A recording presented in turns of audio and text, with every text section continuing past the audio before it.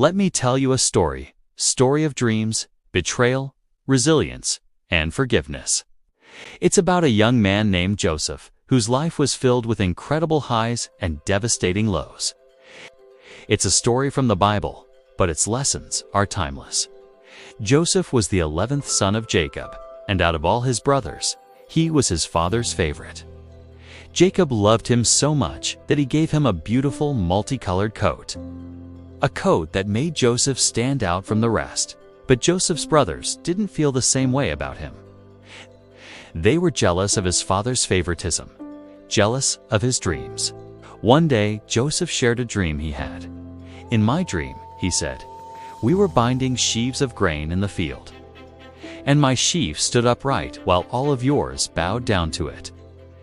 His brothers were furious. "Are you saying you're going to rule over us?" they sneered. But Joseph didn't stop there. He told them another dream. This time, the sun, moon, and 11 stars were bowing down to me. The dreams were too much for his brothers. Their jealousy boiled over into hatred. One day, when Joseph came to check on them in the fields, they saw an opportunity. They tore off his special coat and threw him into a dry well. At first, they planned to kill him, but then they saw a caravan of traders heading to Egypt.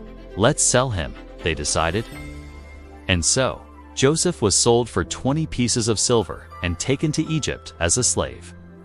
The brothers dipped his coat in goat's blood and showed it to their father, letting Jacob believe a wild animal had killed his beloved son.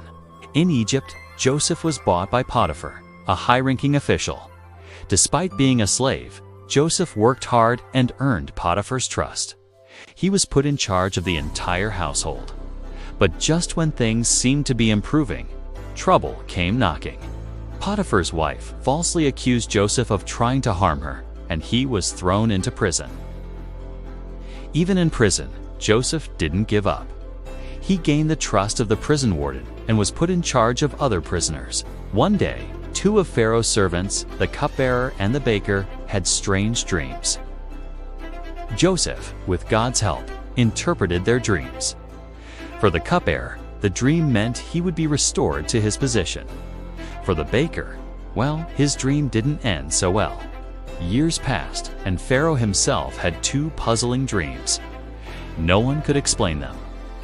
That's when the cupbearer remembered Joseph. "There's a man in prison who can interpret dreams," he said. Joseph was brought before Pharaoh.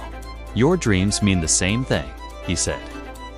"Egypt will have 7 years of plenty, followed by 7 years of severe famine. You should store food during the good years to survive the bad ones." Pharaoh was so impressed that he made Joseph second in command over all of Egypt. Joseph went from a prisoner to a ruler in a single day.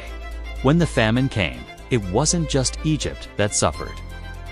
People from surrounding lands, including Joseph's brothers, came to Egypt to buy grain. They didn't recognize Joseph, but he recognized them. At first, he tested them to see if they had changed. When they showed remorse for what they had done, Joseph couldn't hold back his emotions any longer. "I am Joseph, your brother," he said, tears streaming down his face. His brothers were terrified, thinking he would seek revenge. But Joseph reassured them, "Don't be afraid. What you meant for evil, God meant for good, to save many lives." Joseph invited his entire family to live in Egypt, where they were safe and provided for. And so, what began as a story of betrayal ended as a story of forgiveness and reconciliation.